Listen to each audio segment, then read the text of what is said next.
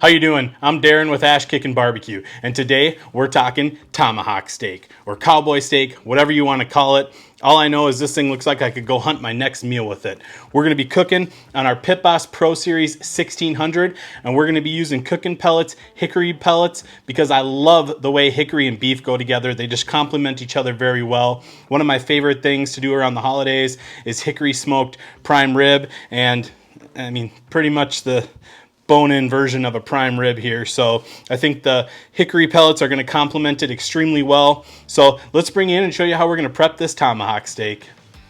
Okay guys, you can see we have our tomahawk steak here, and all it is just a thick cut ribeye with the bone in it. And a lot of people will say that they're a waste of money because you're paying for the bone. And I tell those people, once you start paying for my steaks, you can tell me what to buy, because I absolutely love these. I think they have a great presentation factor and they're absolutely delicious. And look how thick that steak is. So we've got a pretty decent spinalis up here. Marbling could be better. This is just a budget friendly tomahawk steak I got from Sam's Club, but I've had them before and they're absolutely delicious. So how we're going to prep this is we're just going to take a little bit of Worcestershire sauce and we're just going to put a little bit on top as a binder. And this part is completely optional. This is just, I'm a creature of habit and I do this all the time with my steaks. I really like Worcestershire sauce, so we're just going to roll with that. And then I like to keep these really simple. I like salt, pepper, garlic. Of course, you can make your own, but I prefer Sucklebuster's SPG. It's already done for me, and it's absolutely delicious. So all we're going to do is just go ahead and season up this side.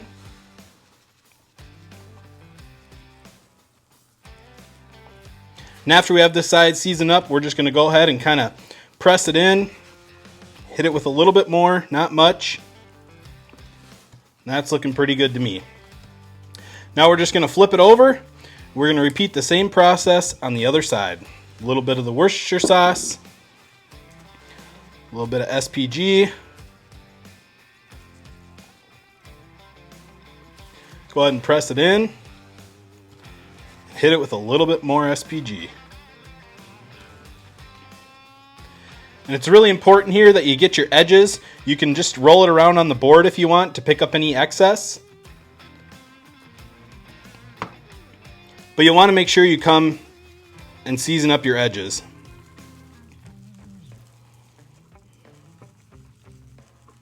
Then we'll just roll it on the board here and pick up some excess. Okay, and now that we have our tomahawk steak seasoned up, we're just going to let it sit on our board here for about a half hour, 45 minutes at room temperature. Let it come up internally a little while. This just came out of the fridge. You don't want to put an ice cold steak on a hot cooker. You want to let it come up to temp a little bit, and that way you get a nice even cook all the way around. So we're just going to let this sit out while we get the cooker fired up. We're going to be running at 250 for the initial part of the cook, letting this take a nice little smoke bath. And yeah, I'll bring you back when it's time to get her on the pit. Okay, so we went ahead and let this tomahawk rest for about a half hour, 45 minutes at room temperature while we got the pit up to temp. Now, at this point, I did go ahead and transfer it over to a cooking rack just for easier transport in and out. I did spray the cooking rack with a little bit of cooking spray to prevent the steak from sticking to it during the smoking process. At this point, I also like to go ahead and get a probe inserted into the steak because I like to monitor my temps throughout the entirety of the cook. So what you want to do here is just kind of find your dead center line, which is about right there, and then just mark that with your finger. So I'd say probably about right like that, and then you can just go in here, dead center, and just get that in there. That way you have a probe in there, you're not going to overcook it. And I like to have mine more medium rare, so I'm going to set my alarm at 115 degrees, and then I'm going to pull it off. It'll probably rise while I let the grill come up to temp to sear it, about 5 degrees, and then we'll go ahead and sear it off. We should have a nice medium rare on it. So like I said, I just like to get this in beforehand and have it ready to go. So yeah, I'll meet you guys out at the pit. Okay guys, you can see we have the tomahawk steak on the cooker here. I have it on the middle rack and with the bone side here facing the fire pot just to protect that steak, so this side over here isn't cooking. That bone's going to offer a little insulation so we don't overcook it. So got that on the middle rack, bone side facing the hot spot. So we're just going to let this thing go until our high alarm goes off. And And you can see I'm running at 250 degrees here, and I have my high alarm set at 115 degrees. You can see we're at 48.1 degrees.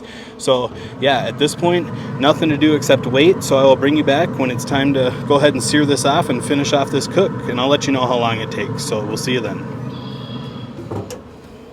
Okay guys, so it's been about an hour and 5 minutes. We're gonna go ahead and check our temp. Our probe just did go off here. So see where we're at. About 115, 16 degrees there. So that's looking good. So what we're gonna do is go ahead and get the steak in that pan. Just like that. And we're gonna get it covered up with foil.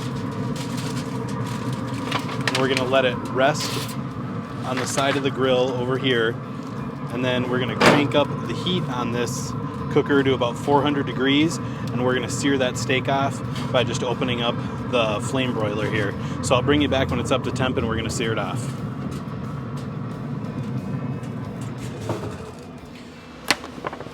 Okay guys, now we're going to go ahead and sear off the tomahawk. Our grill is up to searing temp, so we're just going to go ahead and throw that on right there and let it get a nice sear on it.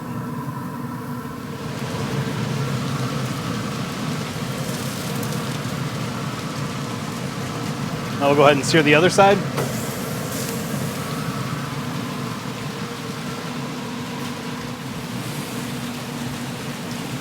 And now we'll go ahead and sear up our sides.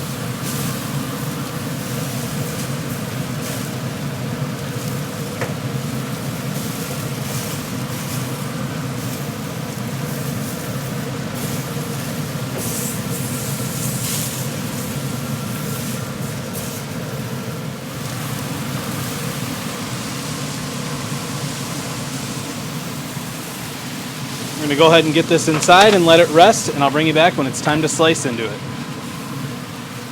Okay guys, and here it is. Here's our massive tomahawk. You can see it's just dripping juice here. This is going to be absolutely delicious. Let's bring you in and let's slice into it. Okay, so all we're going to do is we're just going to go ahead and we're just going to cut it dead center and see how the doneness is. Oh yeah, look at that. Hopefully the camera can pick that up, but that is a perfect medium rare. It's juicy through and through. It's wall-to-wall pink, and that looks absolutely delicious.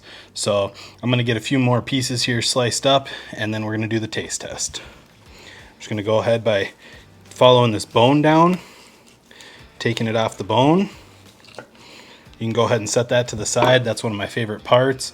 A lot of good meat in there. Then we'll just go ahead and we'll slice this up, and it is cutting like butter.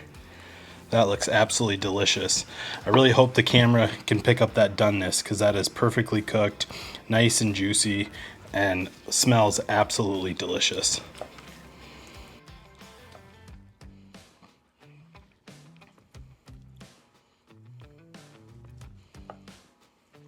Oh yeah.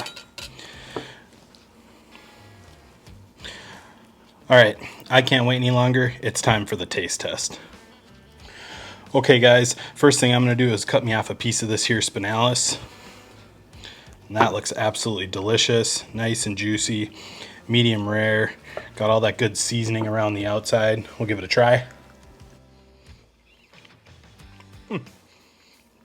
Wow, that is absolutely delicious. You got the salt, you got the pepper, you got the garlic from our SPG rub, you have that awesome hickory smoke from Cookinpellets. It's absolutely delicious. It's tender, it's juicy. Again, perfectly cooked. I'm gonna go ahead and have me another piece. Man, that is absolutely delicious. Let's just go over what we did real quick. We went ahead and seasoned up our tomahawk steak with SPG from Sucklebusters. We set our Pit Boss Pro Series 1600 loaded up with Cookinpellets hickory pellets to 250 degrees. We smoked this thing until it hit an internal temperature of 115 degrees. Then we cranked our pellet grill up, popped open the flame broiler, and seared it up and got an awesome crust on there. This is absolutely awesome. If you've never reverse seared a steak before, I highly recommend it. Guys, I hope you enjoyed this video, and we will see you next time.